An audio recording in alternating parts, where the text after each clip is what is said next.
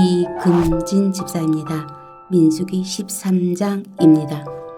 여호와께서 모세에게 말씀하여 이르시되 사람을 보내어 내가 이스라엘 자손에게 주는 가나안 땅을 정탐하게 하되 그들의 조상의 가문 각 지파 중에서 지휘관 된 자 한 사람씩 보내라. 모세가 여호와의 명령을 따라 바란 광야에서 그들을 보냈으니 그들은 다 이스라엘 자손의 수령된 사람이라. 그들의 이름은 이러하니라.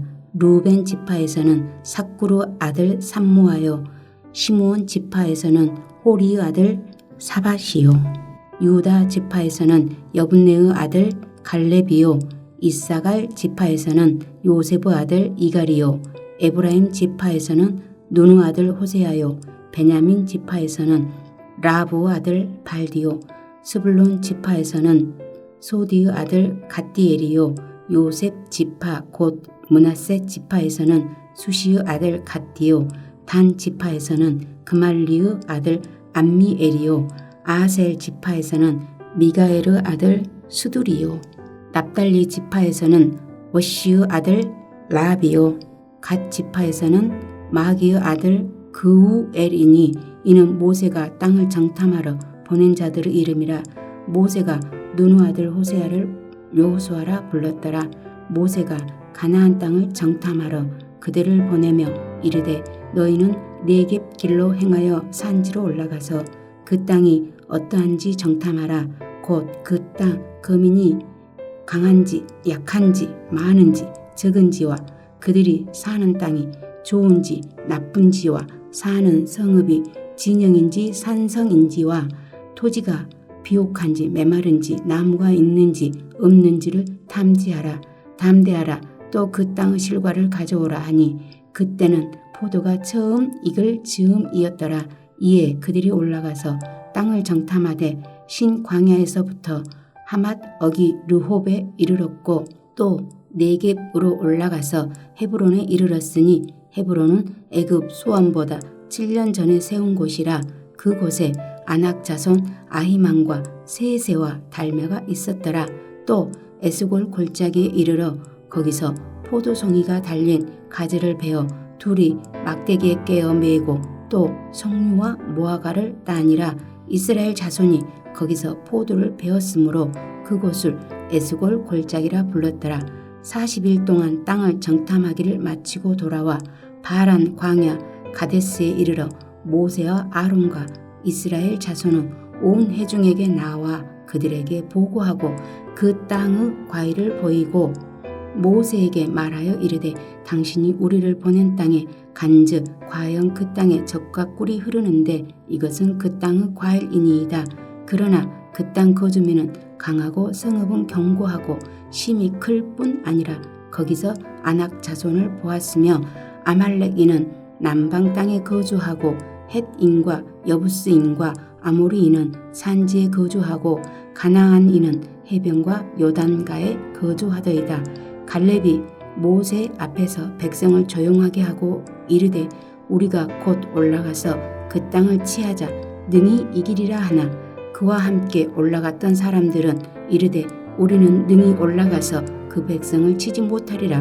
그들은 우리보다 강하니라 하고 이스라엘 자손 앞에서 그 정탐한 땅을 악평하여 이르되 우리가 두루 다니며 정탐한 땅은 그 거주민을 삼키는 땅이요 거기서 본 모든 백성은 신장이 장대한 자들이며 거기서 레필인 후손인 아낙 자손의 거인들을 보았나니 우리는 스스로 보기에도 메뚜기 같으니 그들이 보기에도 그와 같았을 것이니라.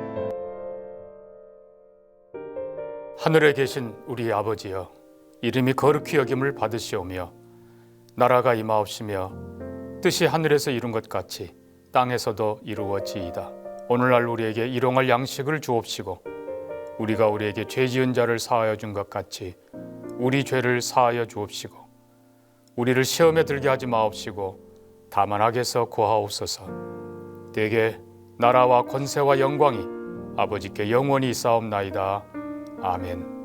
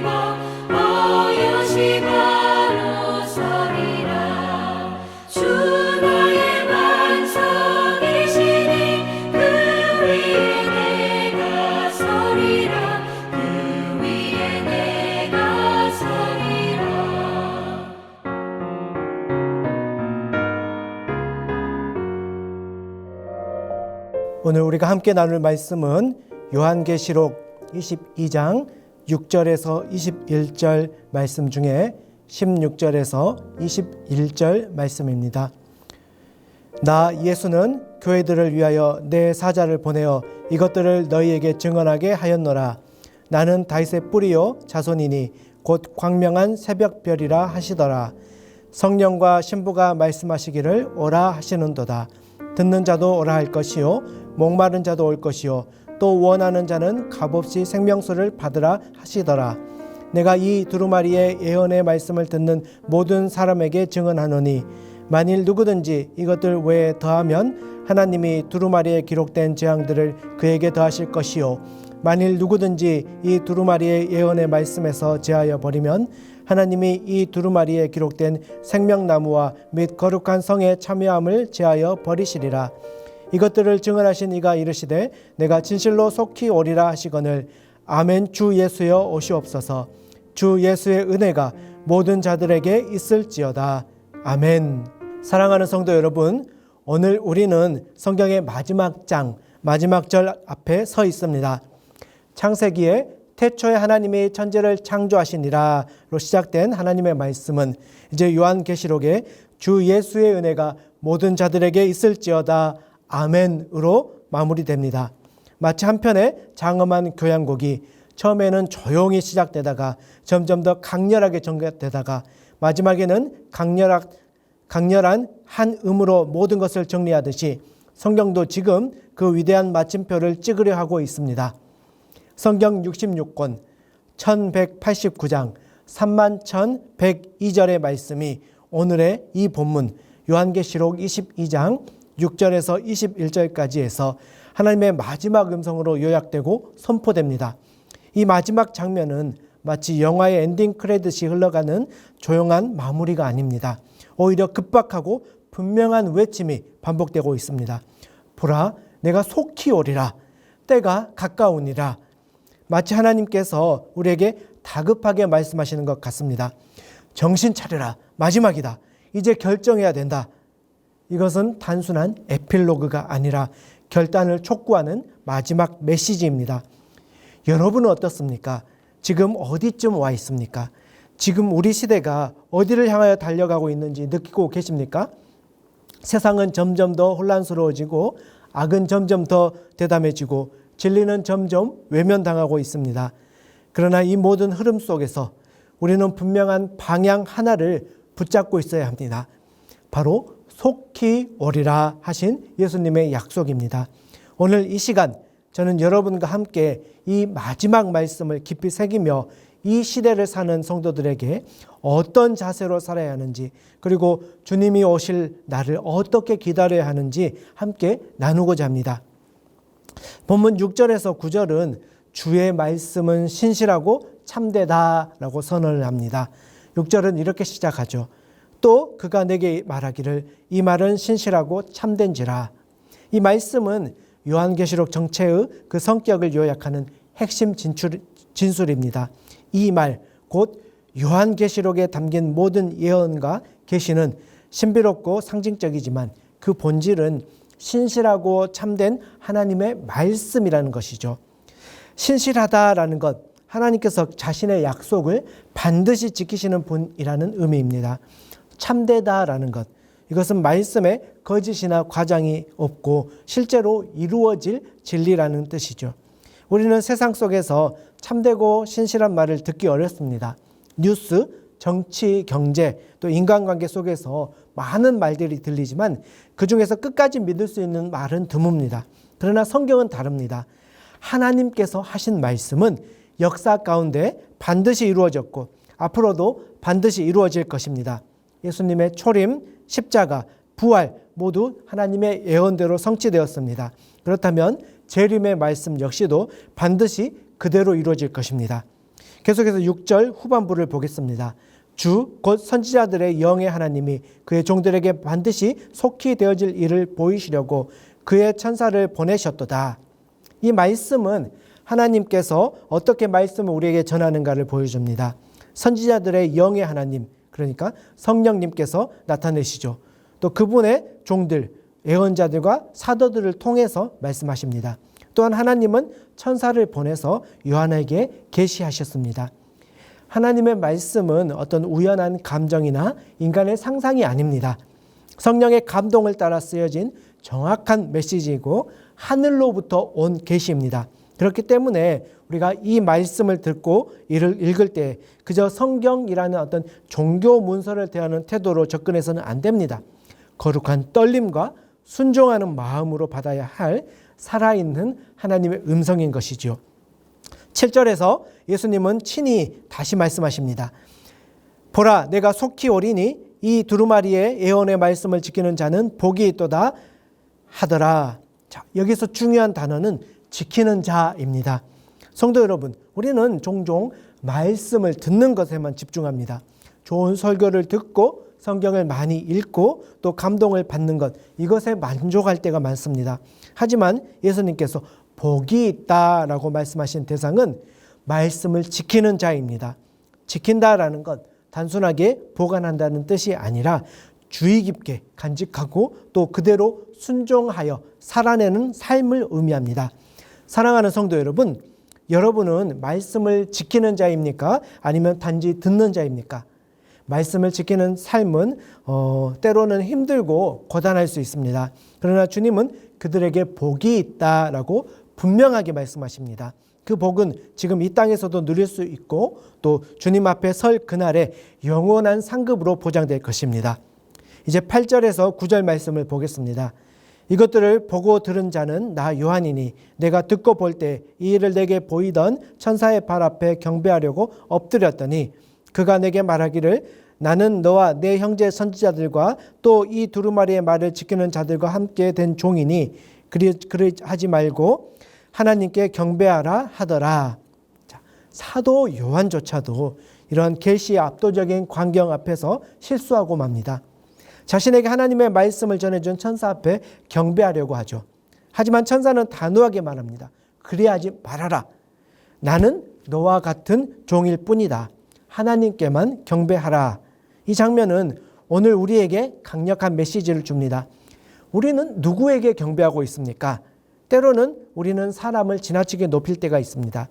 때로는 물질이나 세상의 성공을 추구하며 그것이 전부인 듯 살아가기도 합니다. 때로는 자기 자신이 우상이 되기도 합니다. 그러나 성도 여러분, 경배는 오직 하나님께만 드리는 것입니다. 그분만이 창조주이시며 구속주이시며 심판자이시기 때문입니다.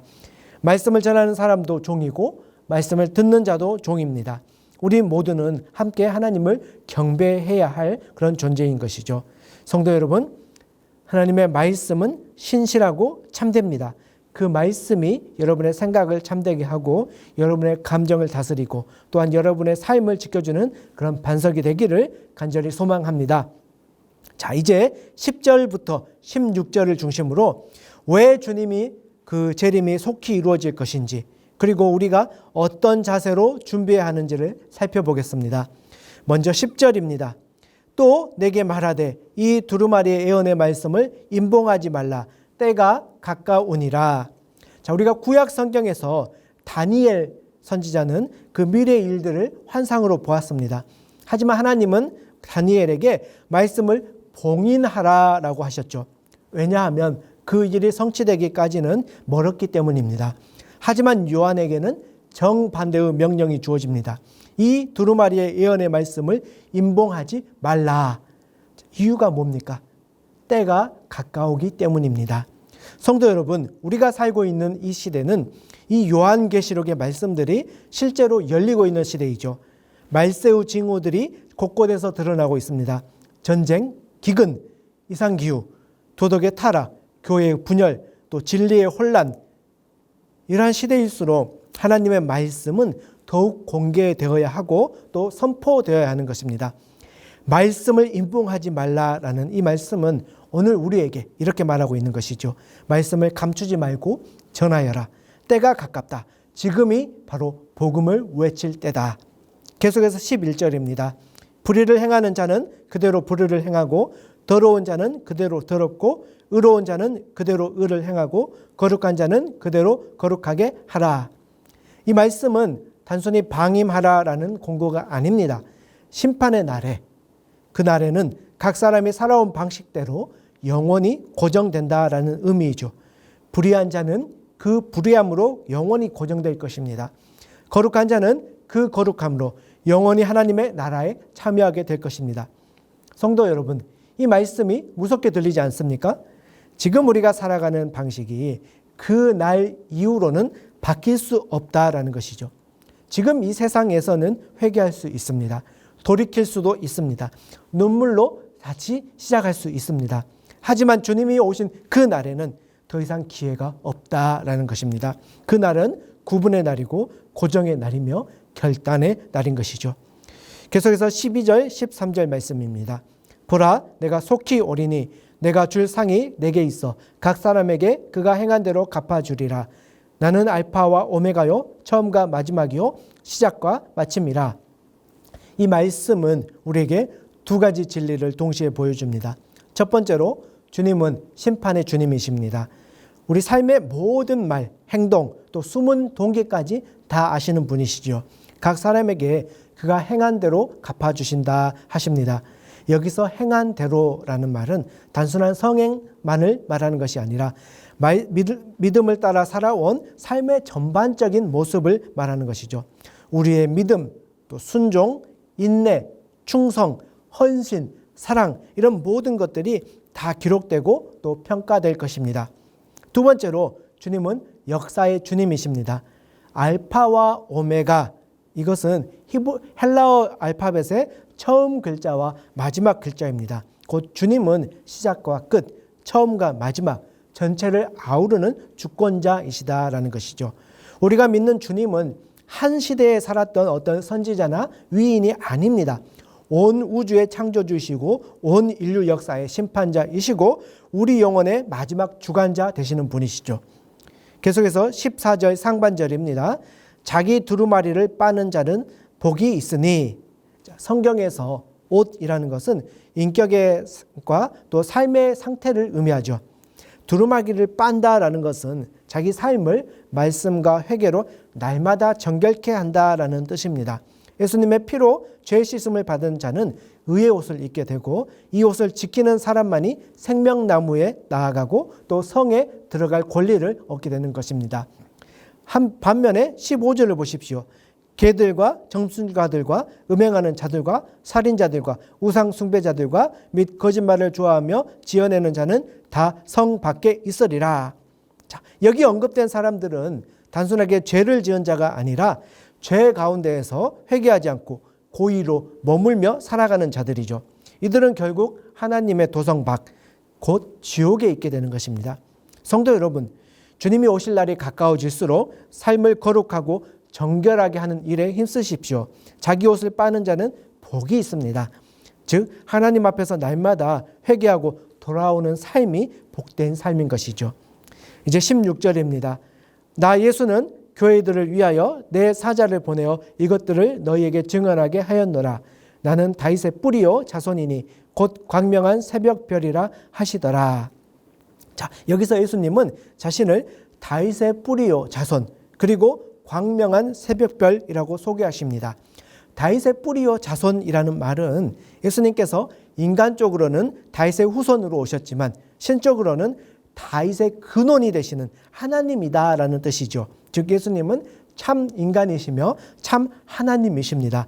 또한 광명한 새벽별은 어두운 밤이 끝나고 새 날이 밝아오기를 또 알리는 별이지요.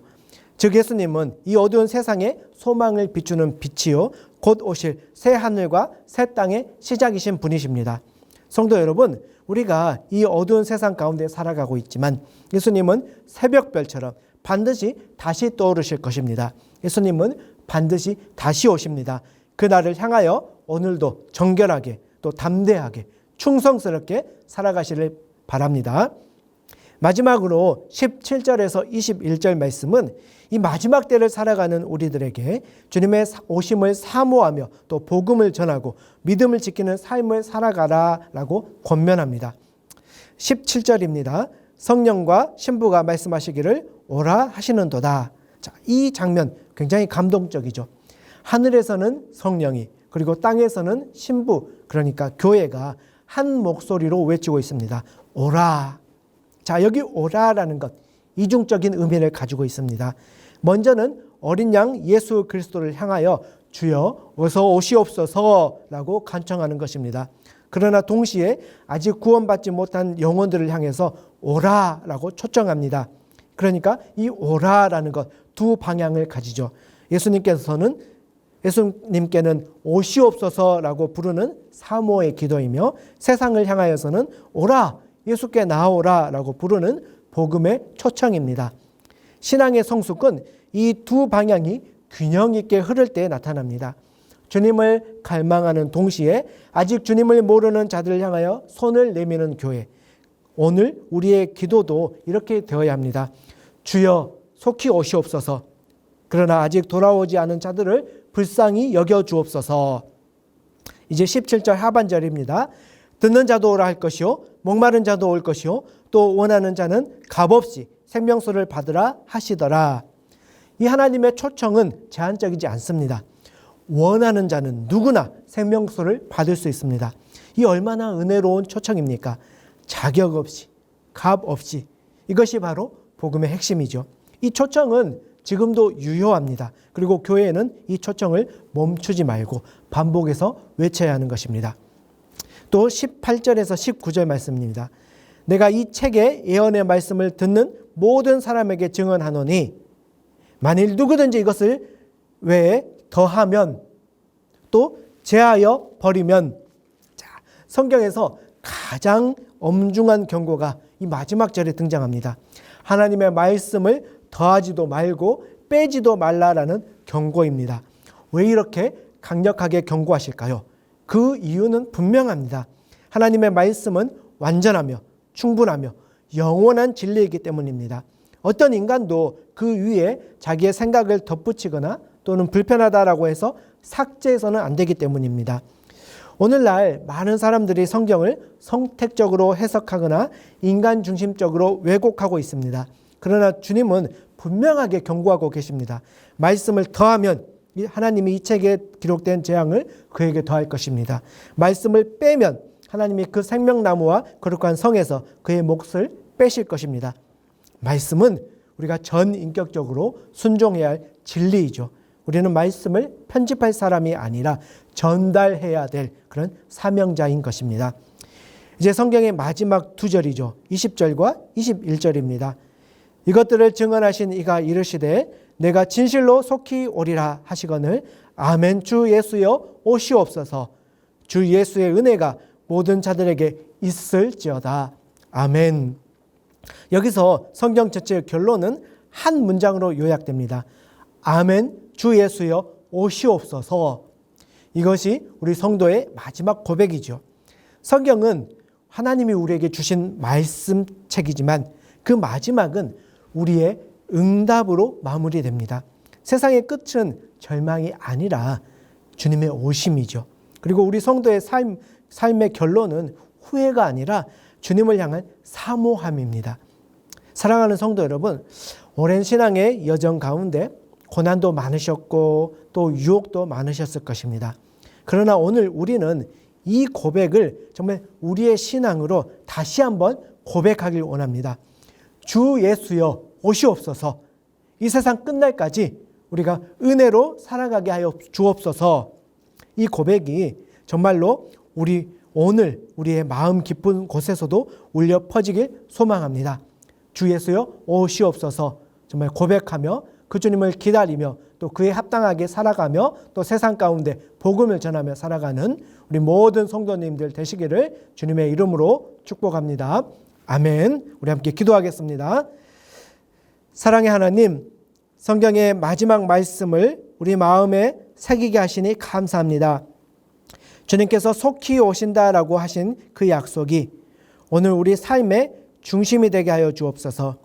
주의 말씀은 신실하고 참되오니 우리가 그 말씀에 의지하여 흔들리지 않게 하여 주시옵소서. 단순히 말씀을 듣는 자가 아니라 그 말씀을 지키는 자로 살아가게 하여 주시옵소서.